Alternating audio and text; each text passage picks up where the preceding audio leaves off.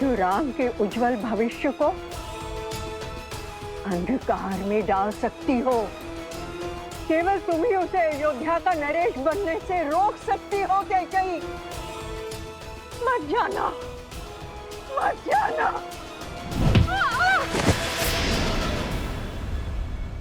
और कितने पाप कराओगी मंथरा? खेद है मुझे कि मैंने कभी तुम्हें अपनी माता माना था।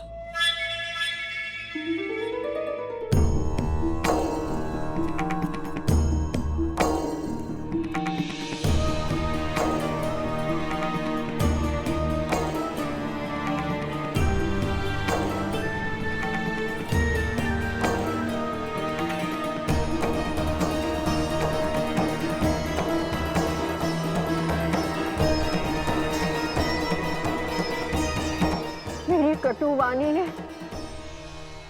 कुछ तो शुभ कार्य किया। तुम्हारे मन को मैं समझती हूँ कैकेयी। इस पाप की कोठरी में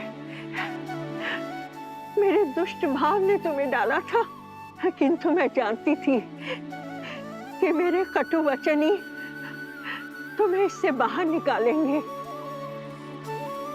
कैकेयी की दृष्टि में दोषी बनकर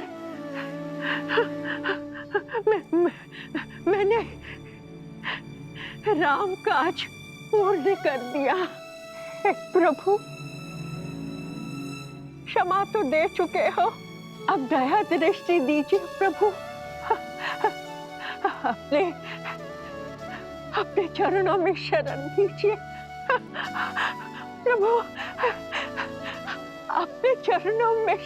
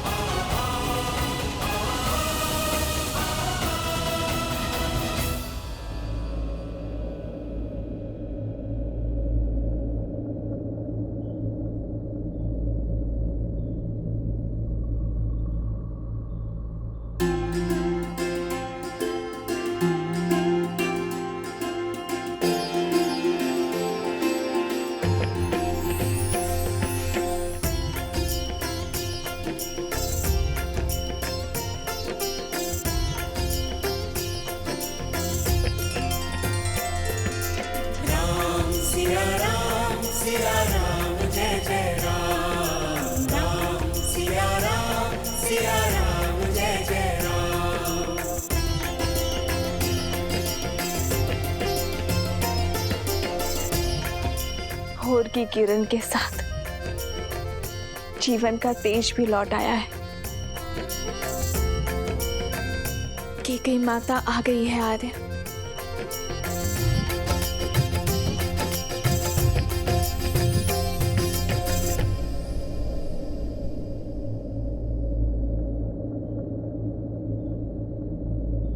माँ,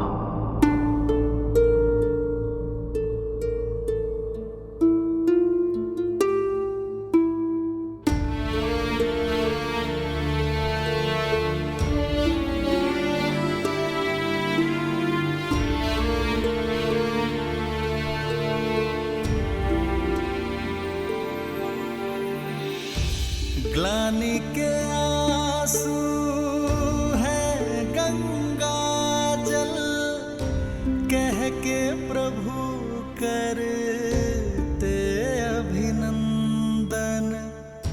मुख मुस्कान हृदय में, कैकेयी त्रास हरे रघुनंदन।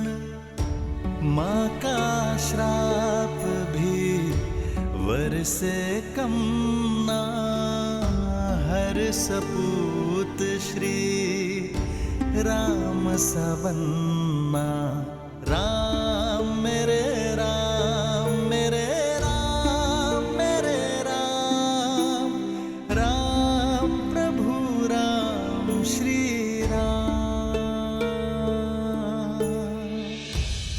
मेरी माता के ये अश्रु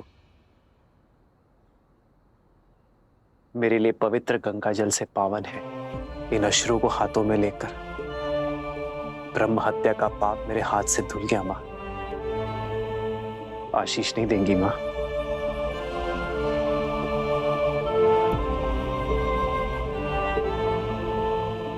आयुष्मान भव।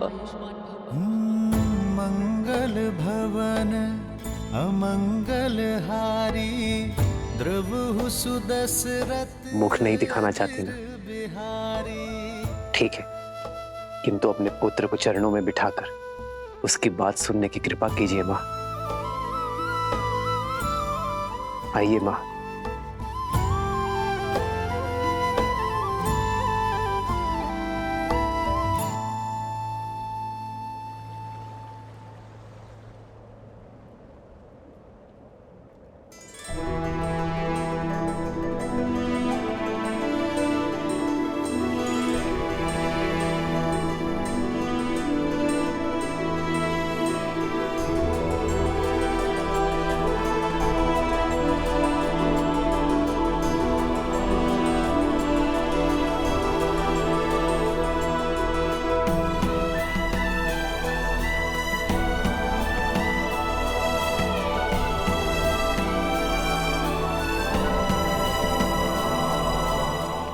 बैठिए मां।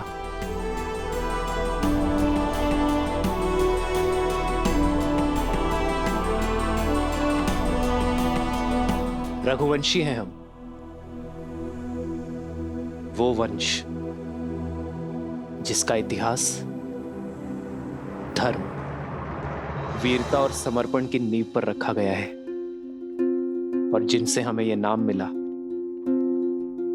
वो पितामहों के पितामह महाराज रघु एक महान योद्धा थे। स्वयं देवताओं ने उनके सत्य और शौर्य की प्रतिमा को स्वीकार किया है। महाराज भागीरथ जो अपने पूर्वजों के तर्पण के लिए स्वयं शिवलोक पहुंच गए, नारायण को प्रसन्न कर उनके चरणों से गंगा बहाई, फिर ब्रह्मदेव से उसे उनके कमंडल में धारण करवाया। स्वर्ग से गिरती मां गंगा के वेग को थामने के लिए महादेव को उनकी जटा में रोकने के लिए मनाया। महादेव की जटा से गिरती धरा को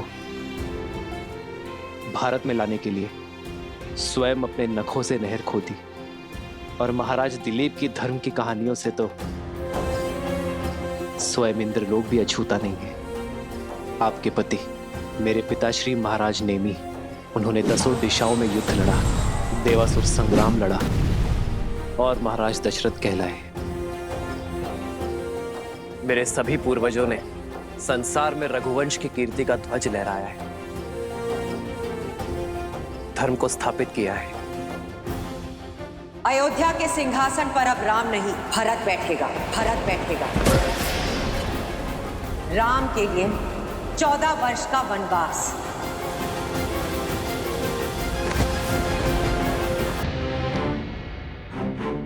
पर सोचिए मां, इतने प्रतापी योद्धाओं में से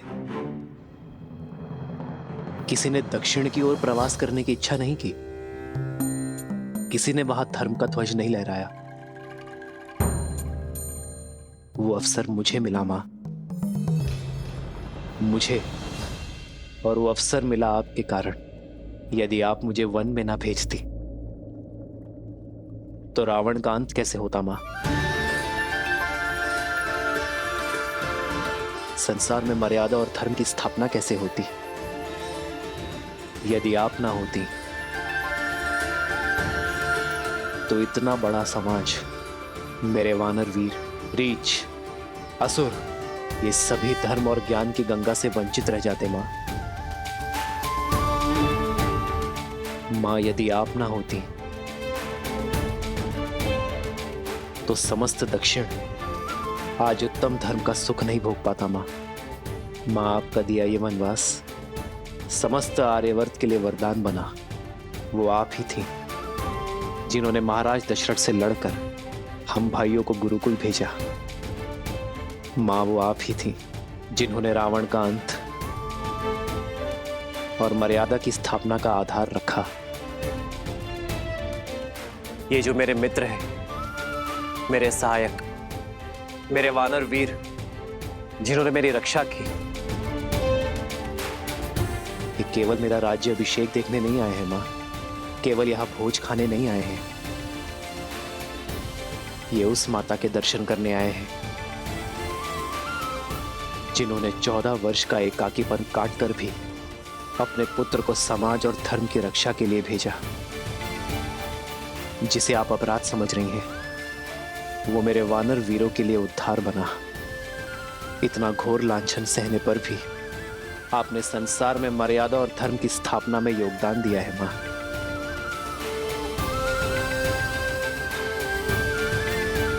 क्या आप इन्हें निराश करेंगी मां? मुझे ना सही, इन्हें तो अपने दर्शन का लाभ दे दीजिए, इन्हें इनकी यात्रा का प्रसाद दे दीजिए मां।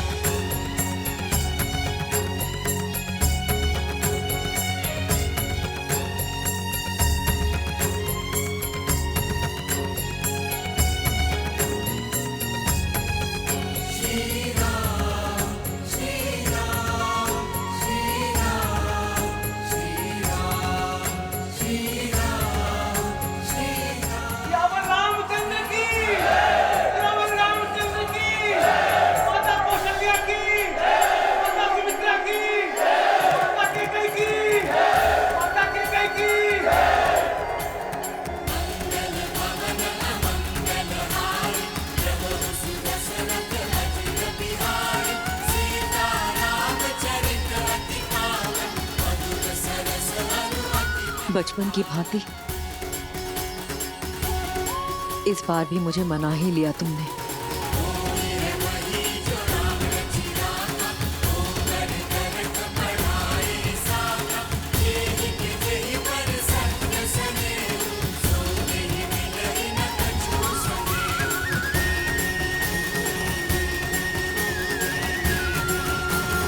कराए दक्षिण का उद्धार, किंतु अब मेरे राम को राजा बनना होगा। अयोध्या को, अपनी प्रजा को आगे ले जाना होगा। अपने वंश को आगे बढ़ाना होगा राम। इस राज्य का उद्धार करना होगा।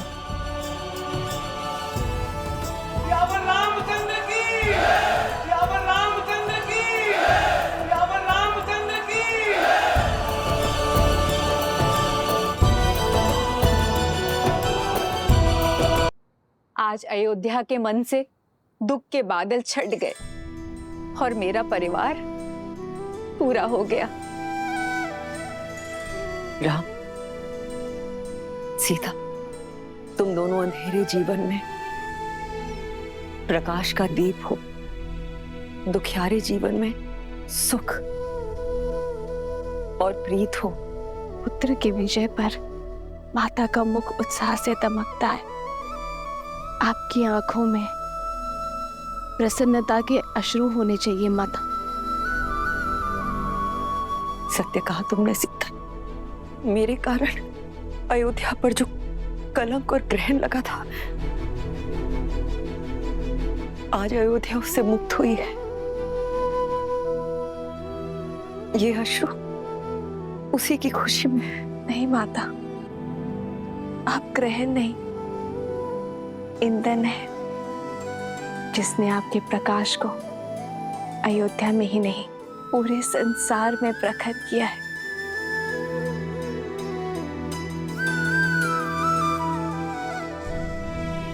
भरत भैया, सबके मन हल्के हो गए।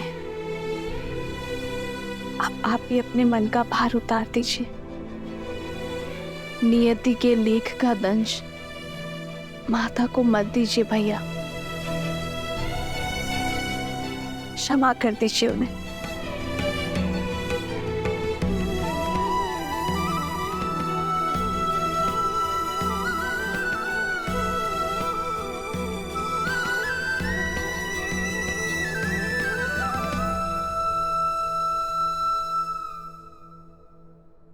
देखी परिवार प्रभु अति भावुक भाए, सबहि प्रेमा बस आरती गाए।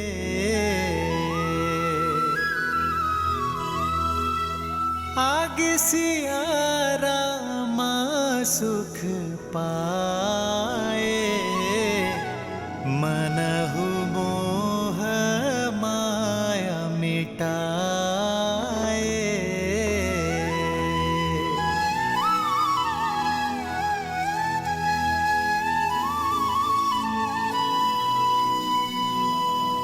अयोध्या के प्रजाजनों, अयोध्या के कष्ट के मेघ छट चुके हैं। शीघ्र ही रघुकुल के दीपांकर महर्षि दशरथ जी के ज्येष्ठ पुत्र श्री रामचंद्र जी का राज्याभिषेक होगा।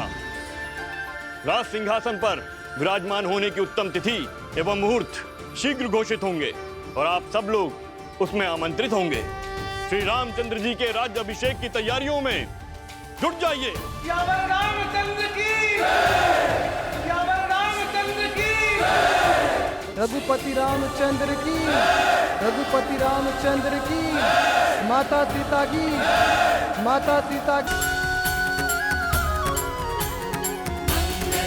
जय श्री राम, जय श्री राम, जय श्री राम, जय श्री राम।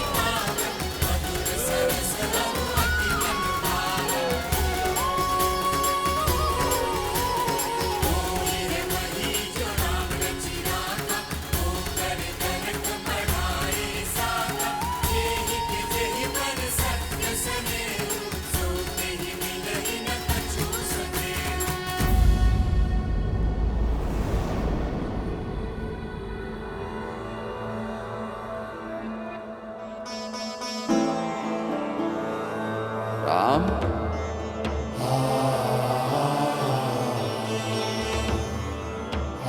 राम,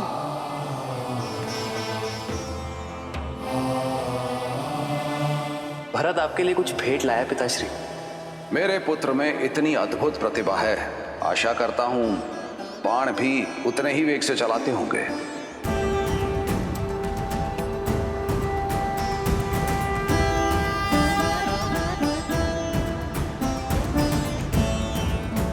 आपका राम लौटा है पिताश्री, अपना दायित्व पूर्ण करके।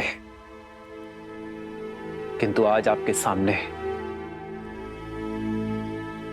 रावण का वध करने वाला योद्धा नहीं खड़ा है, अपने पिता की आज्ञा का पालन कर लौटा पुत्र खड़ा है।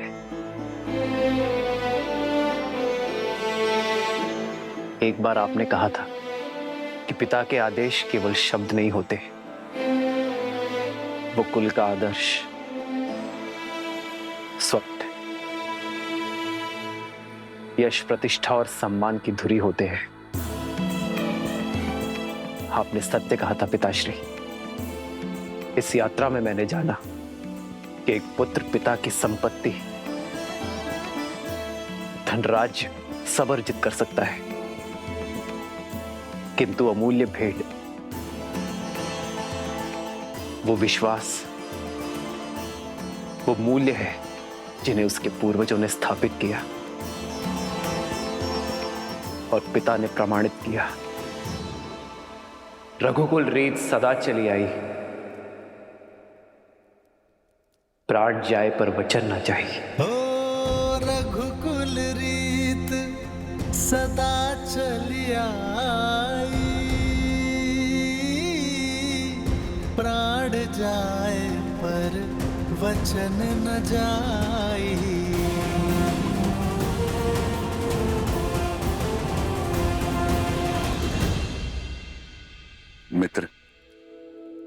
इतना समय हम आपके साथ रहे, आप हमें जानते हैं और हम आपको। किष्किंधा वासियों के मन में इच्छा है कि हमें भी अयोध्या देखने का, जानने का सौभाग्य मिले। हाँ प्रभु, हम सबने अयोध्या के बारे में बहुत सुना है और अब प्रभु जानना चाहते हैं। अवश्य हनुमान, कुछ क्षण आप सभी विश्राम कर लीजिए। मैं स्वयं आप दोनों को अयोध्या भ्रमण के लिए ले जाऊंगा।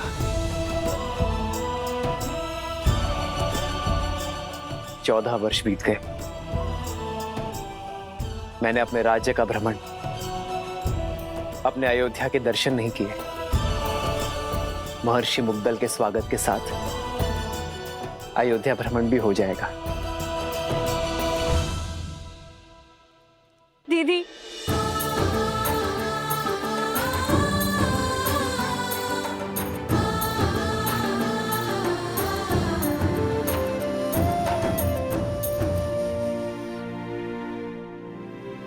मुझे उर्मिला से मिलना है। कैसी है वो? कहाँ है वो? वो तो अब तक सोई हुई है, वर्षों से आंख नहीं खोली, अपने पति को दिए हुए वचन का पालन कर रही है।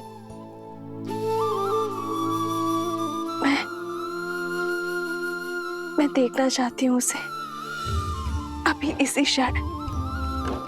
मुझे ले चलो उसके पास। हाँ। रुक जाओ सीते।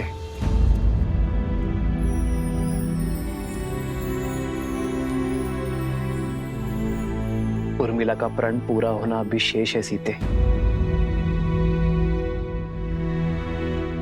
उर्मिला अपनी निद्रा केवल लक्ष्मण की उपस्थिति में ही तोड़ सकती है। जाओ लक्ष्मण, और जाकर अपनी पत्नी से मिलो। तुम्हारे और उर्मिला के सम्मिलित प्रण के कारण ही मेरा और सीता का प्रण पूरा हो पाया है।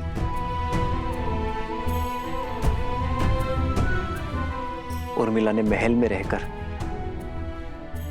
इस घोर निद्रा का दंश भोगा है, किंतु अब सेवा और संकट का समय समाप्त हुआ मेरे भाई। अब तुम्हारा प्रथम कर्तव्य अपनी गृहस्थी संभालना है। ये शुभता पूर्वजों के गति के कारण आई है। जाओ लक्ष्मण, और उर्मिला को निद्रा से जगाओ।